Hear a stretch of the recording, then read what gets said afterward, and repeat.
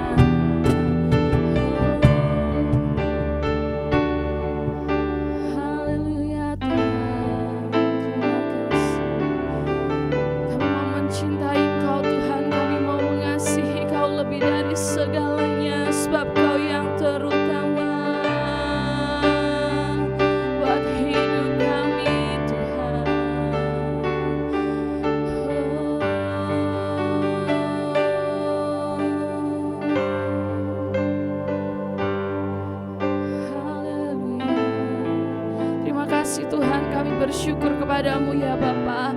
Oleh karena kemurahan-Mu dalam kehidupan kami Tuhan, biarlah Engkau menjadi pusat dalam penyembahan kami, pusat di dalam kehidupan kami Tuhan. Terima kasih ya Tuhan, terima kasih. Kami mau lebih lagi menaikkan puji-pujian kami yang terbaik untuk Engkau Tuhan.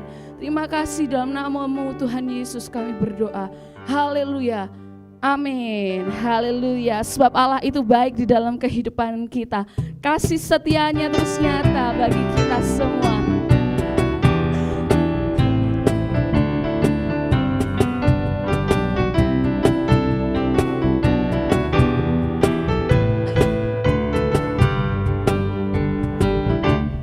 Allah itu baik, sungguh baik bagiku. Ditunjukkannya kasih setianya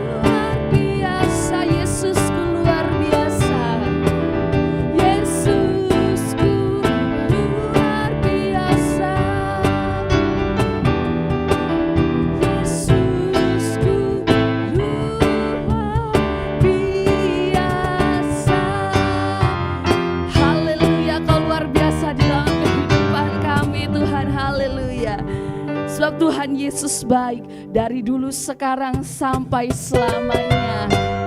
Sungguh tiada berkesudahan kasih setiamu Tuhan bagi hidup kami.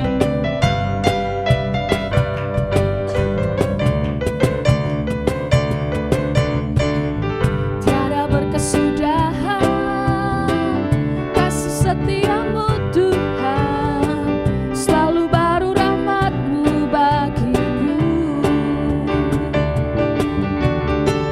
Hari berganti hari, tetap kulihat kasih-Mu, tak pernah berakhir di hidupku.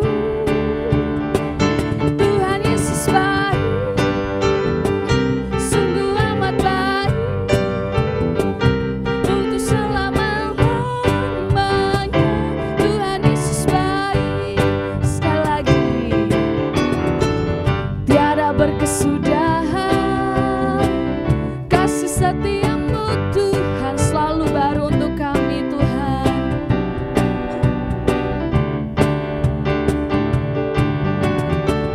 Hari berganti hari, tetap kulihat kasih-Mu, tak pernah berakhir di hidupku.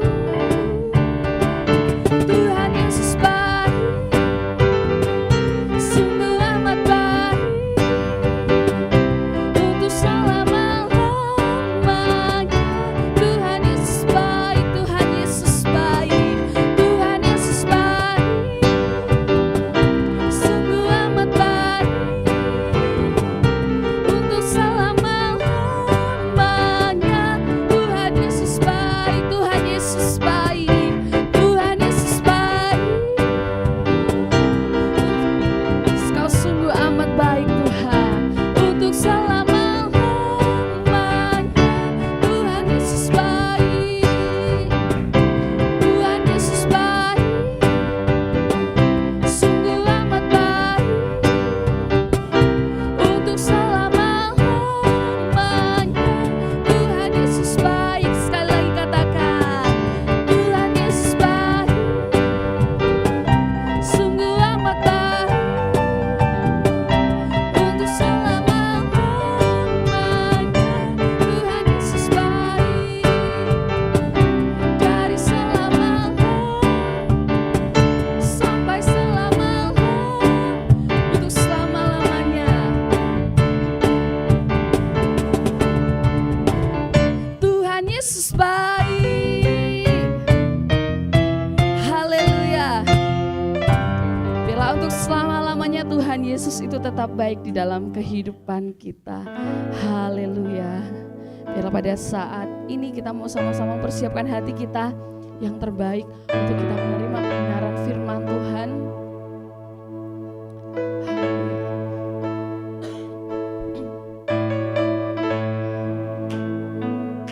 Ku cintakan rahmat-Mu nyata bagiku,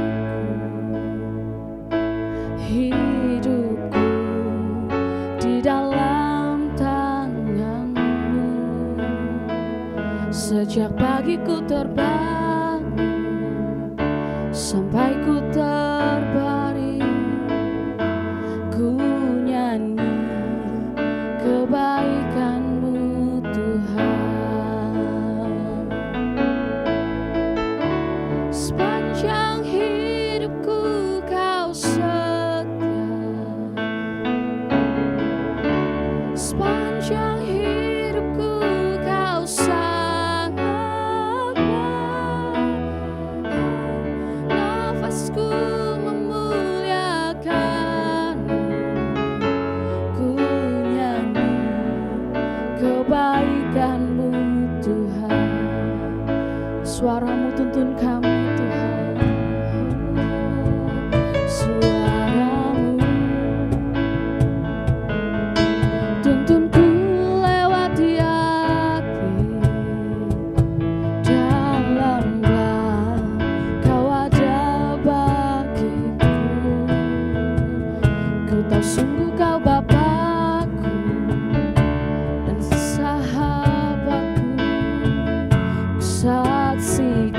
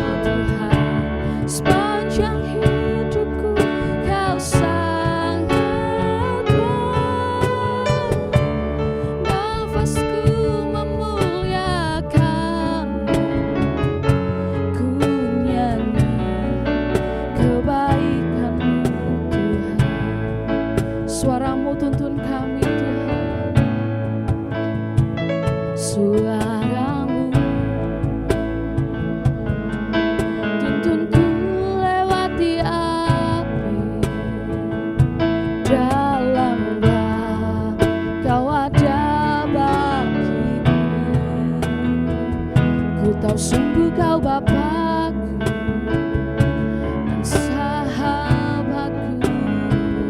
Ku saksikan kebaikan-Mu Tuhan. Sepanjang hidupku Kau setia. Sepanjang hidupku Kau sahabat. Nafasku memuliakan-Mu. Ku nyanyi kebaikan-Mu Tuhan. Sepanjang hidupku, sepanjang hidupku Kau setia. Sepanjang hidupku Kau sangat baik. Nafasku memuliakan-Mu. Ku nyanyi kebaikan-Mu Tuhan. Katakan sepanjang hidupku, sepanjang hidupku Kau setia. Oh Tuhan, sepanjang hidupku, sungguh Kau sangat baik Tuhan. Nafasku memuliakan-Mu. Ku nyanyi kebaikan-Mu Tuhan. Ku nyanyi kebaikan-Mu Tuhan. Ku nyanyi kebaikan-Mu Tuhan. Kau baik Tuhan buat hidup kami di dalam segala hal, di dalam kegelapan sekalipun. Suara-Mu yang kami dengar, haleluya. Sebab Kau yang tuntun kami Tuhan. Sungguh kebaikan-Mu Bapa di surga, kami bersyukur untuk kesempatan sore hari ini ya Bapa. Kami datang untuk mendengarkan firman-Mu, kami mau mendengarkan suara-Mu, dan biarlah setiap firman-Mu bisa mengubahkan setiap hati kami ya Bapa. Urapi hamba-Mu yang akan menyampaikan firman-Mu, biarlah Engkau saja ya Bapa yang berbicara untuk jemaat-Mu melalui hamba-Mu ini ya Bapa. Terima kasih Tuhan Yesus, di dalam nama Tuhan Yesus kami sudah berdoa. Haleluya, amin. Shalom, selamat sore Bapak Ibu Saudara. Mari kita buka di Pengkhotbah 3 ayat 1 sampai 8. Pengkhotbah 3 ayat 1 sampai 8. Untuk segala sesuatu ada masanya. Untuk apapun di bawah langit ada waktunya. Ada waktu untuk lahir, ada waktu untuk meninggal. Ada waktu untuk menanam, ada waktu untuk mencabut yang ditanam. Ada waktu untuk membunuh, ada waktu untuk menyembuhkan, ada waktu untuk merombak, ada waktu untuk membangun. Ada waktu untuk menangis, ada waktu untuk tertawa, ada waktu untuk meratap. Ada waktu untuk menari, ada waktu untuk membuang batu, ada waktu untuk mengumpulkan batu, ada waktu untuk memeluk, ada waktu untuk menahan diri dari memeluk. Ada waktu untuk mencari, ada waktu untuk membiarkan rugi, ada waktu untuk menyimpan, ada waktu untuk membuang. Ada waktu untuk merobek, ada waktu untuk menjahit, ada waktu untuk berdiam diri, ada waktu untuk berbicara. Ada waktu untuk mengasihi, ada waktu untuk membenci, ada waktu untuk perang, ada waktu untuk damai. Jadi di Pengkhotbah 3 ayat 1 sampai 8 ini beberapa kali dimunculkan ya kata waktu. Nah, siapa yang Bapak Ibu di rumah pernah nggak merasa kayak gini ya, waktu 24 jam tuh kayaknya kurang. Terus kita juga merasakan kayaknya waktu itu kayak berjalan begitu cepat, tiba-tiba habis merayakan tahun baru tiba-tiba sudah Natalan lagi gitu ya. Jadi di sini saya mau jadi waktu saya mengingat itu saya pada waktu baca Pengkhotbah ini saya itu merenungkan seperti ini gitu loh. Kenapa kok Tuhan itu mau kita itu menghargai setiap waktu kita gitu ya. Kan ada di negara-negara tertentu itu mengalami 4 musim. Kemudian di perbedaan musim ini memiliki cuaca yang berbeda. Jadi kalau negara dengan 4 musim pasti mempunyai penduduknya itu mempunyai kebiasaan yang berbeda dengan penduduk yang negaranya 2 musim. Nah, kalau saat musim dingin orang itu pasti akan menyimpan baju musim panasnya, terus digantikan dengan baju khusus dengan kain yang lebih tebal. Kalau misalnya kita ke negara yang ada musim salju juga pasti pakai bajunya double-double gitu ya. Makanan yang dimakan itu juga berubah. Dan kegiatan yang dilakukan pasti juga berubah. Nah, di setiap musim yang berbeda ini, itu juga seperti hidup kita gitu ya. Hidup kita itu tidak selalu berhenti di musim yang sama. Ada masa-masa dalam hidup kita yang memiliki pengalaman berbeda dengan masa sebelumnya, yang pernah kita lalui dan mungkin tidak akan pernah kita alami lagi. Ya, perubahan masa ini juga pasti akan merubah perilaku kita gitu ya. Jadi kita yang sekarang itu dibentuk dari setiap musim yang kita alami. Jadi penting untuk kita memahami dan menjalani setiap musim yang Tuhan sudah berikan dalam hidup kita ini ya. Pastinya dengan bijak. Dan musim yang terlewat atau masa yang terlewat itu kita nggak bisa mengulangi lagi. Kita mau buka juga di Mazmur 90 ayat 12.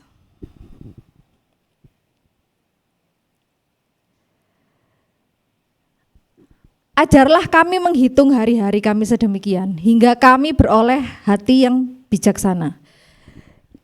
Kita itu tidak bisa memaksakan sesuatu harus terjadi kalau memang belum waktunya. Misalnya kalau di dunia pertanian gitu ya, kalau belum waktunya panen, ya kita nggak bisa mempercepat musim panen itu. Misalnya kayak ada petani yang menanam padi, itu biasanya kalau menanam padi itu di awal musim hujan gitu ya. Karena padi membutuhkan banyak air gitu supaya tumbuh dengan baik. Kalau misalnya kita memaksakan menanam padi pada saat musim kemarau ya pasti susah payah gitu ya untuk memberi air pada padinya gitu ya. Jika begitu pentingnya untuk kita bijak dalam menjalani musim, bagaimana cara kita harus menjalaninya? Ini saya mencatat bagaimana kita harus menjalani setiap musim dengan bijak gitu ya. Yang pertama, kita harus menempatkan prioritas yang tepat di waktu yang tepat. Nah, seperti yang saya bilang tadi ya, kok kayaknya 24 jam ini kurang gitu ya, padahal sebenarnya itu bukan waktunya yang kurang, tapi karena kita itu tidak bisa menempatkan prioritas yang benar gitu ya di dalam satu hari itu. Nah, padahal Tuhan itu memberikan kepada setiap orang itu waktu yang sama, 24 jam dalam sehari. Ada orang yang bisa menyelesaikan tugasnya sesuai planning gitu ya dalam 24 jam itu, ada juga yang kayaknya kok enggak selesai, kok kayaknya kurang waktunya. Nah, mari kita lihat apa perbedaannya. Nah, perbedaannya itu dari 2 orang ini ya, satunya yang tugasnya selesai, satunya yang kayak banyak banget gitu sampai nggak bisa dikerjakan. Nah, itu perbedaannya adalah seperti yang saya bilang tadi, yang satunya pasti bisa mengatur prioritas. Jadi kalau saya punya teman itu kalau kayak punya notes hari ini aku harus melakukan ini, saya ngerjakan ini, laporan ini. Nah, kebanyakan yang dia catat itu terlaksana gitu. Jadi kayak rapi gitu hidupnya. Jadi saya mencoba meniru apa yang harus saya lakukan. Saya biasanya buatnya malam, besok saya harus ngapain. Paling enggak kalau meleset itu ya enggak meleset banyak-banyak. Kalau kita misalnya hidupnya enggak ada planning kayak gitu ya, kita menjalani hari itu kayak semau. Kayak misalnya saya enggak buat planning, terus tiba-tiba saya main HP gitu. Kalau saya enggak buat planning, tiba-tiba waktunya enggak kerasa sudah 2 jam, 3 jam, itu untuk scroll-scroll ya enggak penting. Tapi kalau saya sudah mencatat, tiba-tiba kayak kepikiran, apa ya yang belum tak lakukan. Jadi tak lihat, oh iya ini belum. Jadi lebih teratur. Nah, tahukah enggak Bapak Ibu, kalau pada saat kita berkata iya untuk suatu hal, sebenarnya itu kita berkata enggak untuk suatu hal yang lain. Contohnya, waktu kita sedang misalnya ada mahasiswa yang kuliah online kayak gitu ya, kuliah online. Terus kemudian kan kuliah online itu kan dosennya nggak tahu gitu ya, dia ada di mana. Nah, mahasiswa ini lebih memilih untuk enggak apa-apa wes aku tak jalan-jalan, misalnya belanja ke mall sambil mendengarkan kuliah. Nah, itu kan pilihan. Nah, sebenarnya kalau mahasiswa ini punya prioritas yang benar kan dia bisa kuliah dulu, kemudian nanti jalan-jalannya kemudian. Tapi karena dia mementingkan kesenangannya, jadi dia milih, wes aku gak mau jalan-jalan setelah kuliah gitu. Jadi setelah kuliah online. Jadi dia milih untuk enggak apa-apa wes kan gak dilihat muka saya gitu. Jadi dia sambil mendengarkan kuliah online terus kemudian dia ke mall jalan-jalan gitu. Nah, pertanyaannya pada waktu itu sebenarnya apa yang harus menjadi prioritas orang ini, mahasiswa ini gitu ya? Kuliah atau jalan-jalan? Nah, jadi setiap kita seperti yang dikatakan di Mazmur 90 ayat 12 ini, ajarlah kami menghitung hari-hari sedemikian hingga kami beroleh hati yang bijaksana. Jadi diperlukan hati yang bijaksana untuk bisa melihat prioritas yang tepat atau waktu yang tepat di suatu waktu. Dan itu memerlukan pengendalian diri. Coba kalau tadi mahasiswanya itu bisa mengendalikan diri untuk enggak jalan-jalan dulu. Gitu ya. Jadi saya menggarisbawahi di sini, diperlukan pengendalian diri agar kita tidak hanyut di dalam emosi atau keinginan yang akhirnya malah akan merugikan diri kita sendiri. Nah, masa depan kita itu tergantung pada bagaimana kita mengambil keputusan pada hari ini. Kita mengambil keputusannya itu menurut kesenangan kita atau menurut yang harusnya jadi prioritas. Kalau pelajar prioritasnya apa? Kan belajar. Banyak mungkin ya kalau pelajar mungkin godaannya ya selain main handphone, mungkin pacaran, mungkin seperti itu ya. Nah, prioritasnya apa dulu? Kalau misalnya mereka lebih milih, para pelajar ini lebih milih menghabiskan waktu untuk scroll-scroll yang nggak penting, maka eman gitu ya. Jadi dia nggak dapat ilmu. Nah, kalau misalnya bagi yang sudah bekerja gitu ya, apa prioritasnya sebagai pekerja? Kalau berkeluarga, apa prioritasnya? Misalnya kalau berkeluarga, boleh nggak kita itu lebih banyak menghabiskan waktu bersama teman-teman kita atau keluarga kita? Nah, makanya itu penting kita harus menentukan prioritas yang tepat di waktu yang tepat. Nah, kalau kita bisa mengatur prioritas dengan tepat, maka hidup kita itu jadi produktif. Seperti yang dilakukan teman saya, ketika dia mencatat apa yang harus tak lakukan hari ini, jadi kehidupannya itu seperti rapi, prioritasnya yang didulukan. Itu yang pertama ya, tempatkan prioritas yang tepat di waktu yang tepat. Kemudian yang kedua, jangan melewatkan setiap musim kehidupan. Kita mau buka di Filipi 4 ayat 11 sampai 12. Kukatakan ini bukanlah karena kekurangan, sebab aku telah belajar mencukupkan diri dalam segala keadaan. Aku tahu apa itu kekurangan dan aku tahu apa itu kelimpahan. Dalam segala hal dan dalam segala perkara tidak ada sesuatu yang merupakan rahasia bagiku. Sampai sini aja ya. Jadi ini ditulis oleh Paulus ya.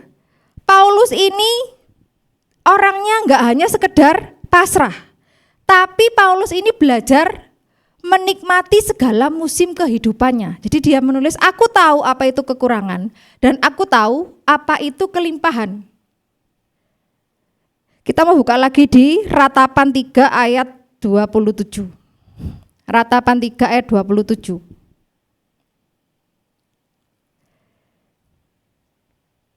Adalah baik bagi seorang pria memikul kuk pada masa mudanya. Nah, ayat ini mengajarkan bahwa ada musimnya kita itu memikul kuk. Apa yang dimaksud memikul kuk? Ya bekerja keras. Jadi kalau saya artikan adalah baik bagi seorang pria bekerja keras pada masa mudanya. Kan ada pepatah, tua kaya raya, tua kaya raya, mati muda foya-foya, tua kaya raya, mati masuk surga. Itu menurut saya nggak tepat. Karena kita itu punya waktunya sendiri-sendiri. Jadi kalau mau hidup kita enak di masa tua, ya mudanya kita harus bekerja keras, bukan malah menghabiskan uang. Alkitab juga berkata seperti ini, adalah baik seorang pria memikul kuk adalah bekerja keras pada masa mudanya. Jadi jangan santai-santai dalam hidup kita gitu ya. Jika ini musimnya kita untuk bekerja keras, ya lakukan. Karena akan ada upah atau buah yang kita petik nantinya gitu ya. Nah dulu saya itu waktu sekolah pengennya kayak banyak tugas sekali. Waduh, pulang sekolah sore masih les, masih banyak PR belum dikerjakan. Jadi kayaknya kan sekolah saya di luar kota, di Lumajang kota maksudnya. Jadi berangkat pagi pulangnya sore. Jadi saya mikirnya, aduh kok kayaknya waktuku ini padat banget. Lek sekolah ini gak enak ya. Saya pingin cepet-cepet itu kuliah. Mungkin kuliah itu lebih enak. Katanya kalau kuliah kan waktunya bebas. Jam kuliah itu lebih bebas daripada anak SD, SMP, SMA. Nah, ternyata, terus kemudian pada waktu saya SD itu kan saya disuruh tidur siang gitu. Gak mau tidur siang. Terus kemudian mama saya bilang seperti ini, kamu nanti ya ketika kamu sudah kerja atau enggak, kalau kamu kuliah pasti kamu merindukan tidur siang. Benar. SMA pun saya juga karena kegiatannya padat, jadi saya aduh iya ya, ternyata tidur siang itu enak. Nah sekarang saya nggak sempat tidur siang. Kuliah yang saya pikir itu lebih bebas waktunya, ternyata tugasnya juga banyak. Jadi nggak sempat juga tidur siang, apalagi kerja kan masuknya misalnya jam 8, pulangnya jam 5, kadang-kadang kalau masih ada kerjaan jam 6, belum nanti kalau lembur. Ternyata benar ya yang dikatakan, kalau kamu dapat kesempatan sekarang untuk bisa tidur siang, ya nikmati gitu, karena ada waktunya kita itu nggak bisa tidur siang sama sekali gitu. Nah, jadi ketika kita sudah dewasa, kita pasti, oh iya ternyata lebih enakan sekolah. Kita nggak mikir apa-apa ya, cuma mikir tugas selesai. Ketika kita semakin dewasa, kita pasti belum mikir, kalau misalnya kuliah ya itu mikirnya tugas, kemudian belum lagi nanti ketemu dosen waktu skripsi itu lebih banyak lagi. Belum nanti nyari kerja, nah banyak lagi yang dipikirkan. Ketika sudah bekerja juga, misalnya bayar kos sendiri, apa-apa sendiri, tambah lagi yang dipikirkan. Makanya setiap orang itu punya musim, dan jangan kita itu melewatkan setiap musim dalam hidup kita. Karena setiap musim itu enggak hanya punya tantangan ya atau duka cita, tapi juga ada berkat, ada reward dari Tuhan gitu ya. Nah, jika ada yang menyaksikan ini masih di bangku sekolah gitu ya, masih kuliah, nikmati aja gitu. Karena saat musimnya sudah berganti, di mana kita sudah menjadi seorang yang bekerja seperti yang saya bilang tadi, kita nggak punya privilege untuk menikmati apa yang kita rasakan di dunia sekolah atau kuliah. Semakin dewasa semakin banyak yang dipikirkan, semakin banyak tanggung jawab ternyata.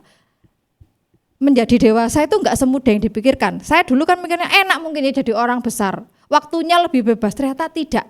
Semakin dewasa tanggung jawab kita juga semakin besar, termasuk juga dalam Tuhan ya. Semakin dewasa rohani kita sama Tuhan, kita pasti lebih banyak dituntut untuk mengasihi, dituntut untuk lebih banyak waktu sama Tuhan.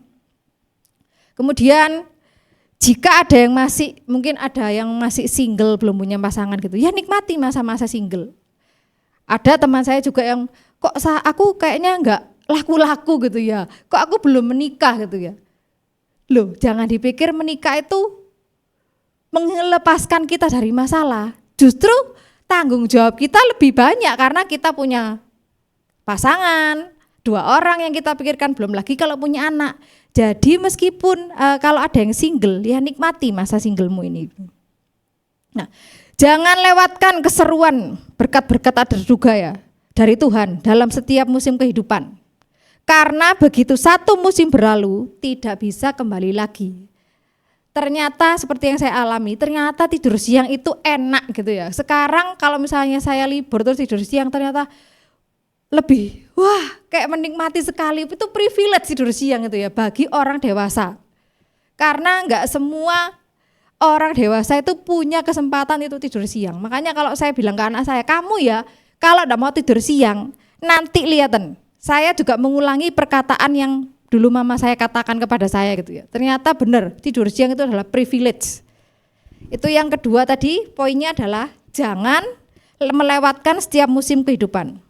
Poin yang ketiga, muliakanlah Tuhan di setiap musim kehidupan. Kita mau buka Pengkhotbah 3 ayat 13.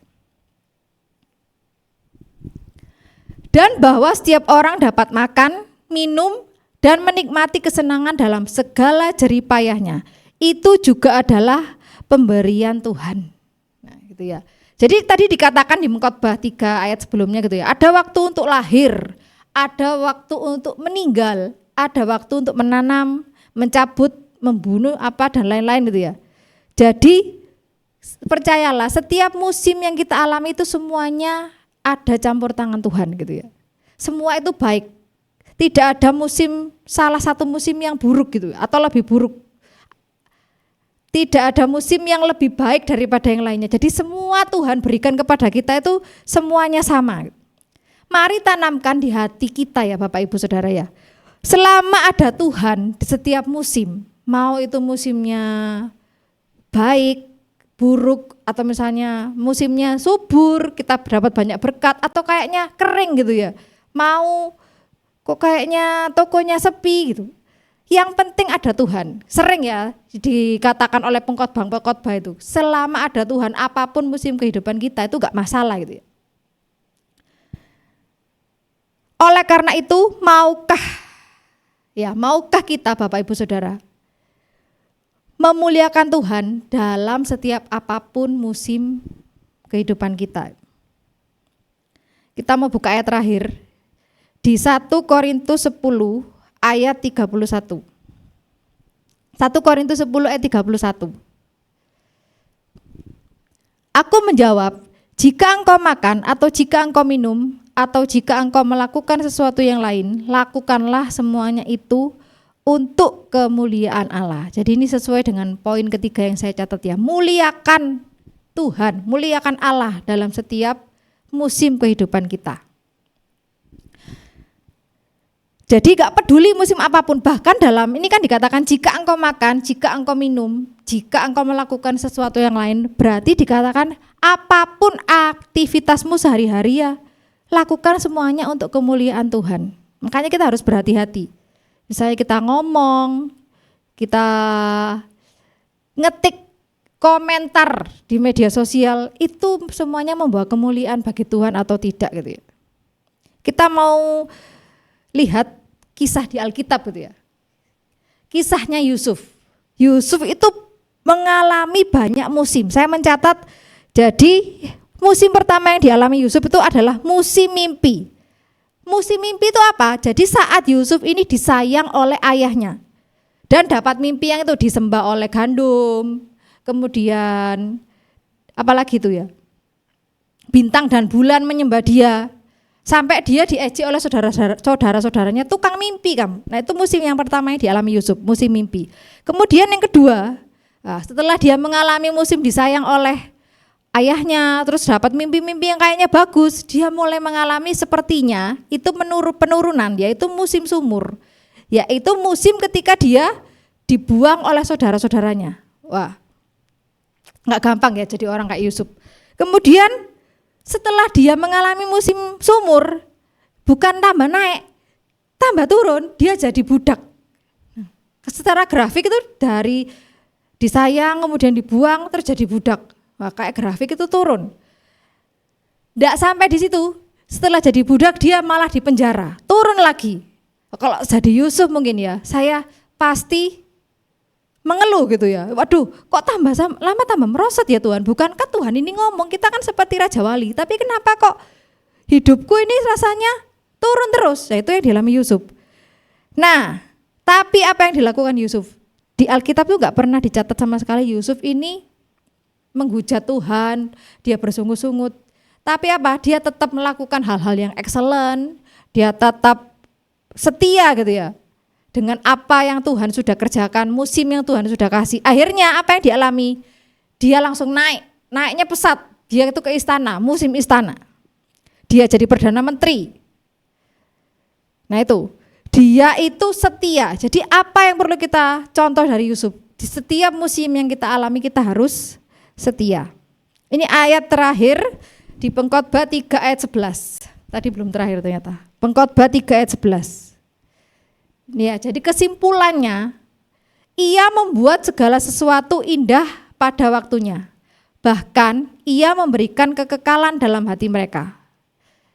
Ini yang perlu kita garis bawahi ya. Tetapi manusia tidak dapat menyelami pekerjaan yang dilakukan Allah dari awal sampai akhir. Jadi seperti yang dilakukan Yusuf. Kelihatannya mungkin hidup kita kok kayak merosot. Tapi ingat, kita tidak dapat menyelami pekerjaan yang dilakukan Tuhan. Misalnya saat ini kita mengalami kok kayaknya saya merosot terus ya.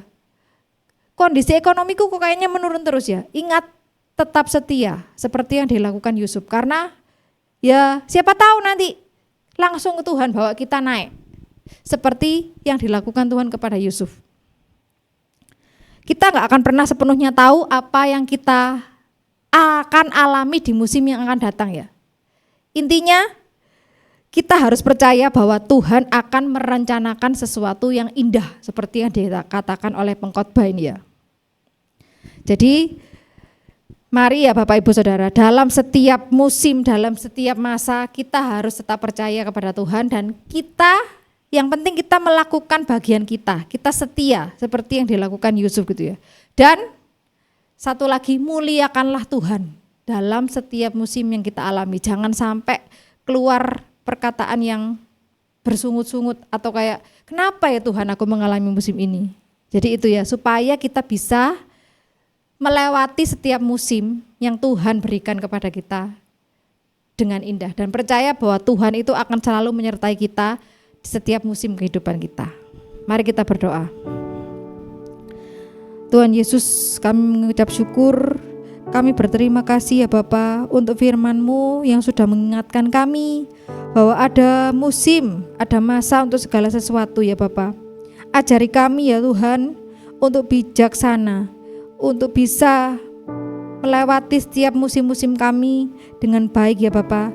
Ajari kami untuk setia dan selalu bersyukur di musim apapun yang kami alami saat ini ya Bapa. Baik kami saat ini mengalami musim yang baik atau senang ataupun musim yang sulit. Mampukan kami untuk selalu memuliakan nama-Mu ya Bapa. Kami percaya Engkau merencanakan sesuatu indah ya Bapa pada waktunya ya Bapa, dan kami percaya semuanya akan berjalan sesuai dengan rencana-Mu ya Bapa. Terima kasih Tuhan Yesus buat firman-Mu sore hari ini. Biarlah firman-Mu ini bisa tertanam dan berbuah dalam setiap kehidupan kami ya Bapa. Di dalam nama Tuhan Yesus kami sudah berdoa dan mengucap syukur. Haleluya. Amin. Selamat sore, Tuhan Yesus memberkati.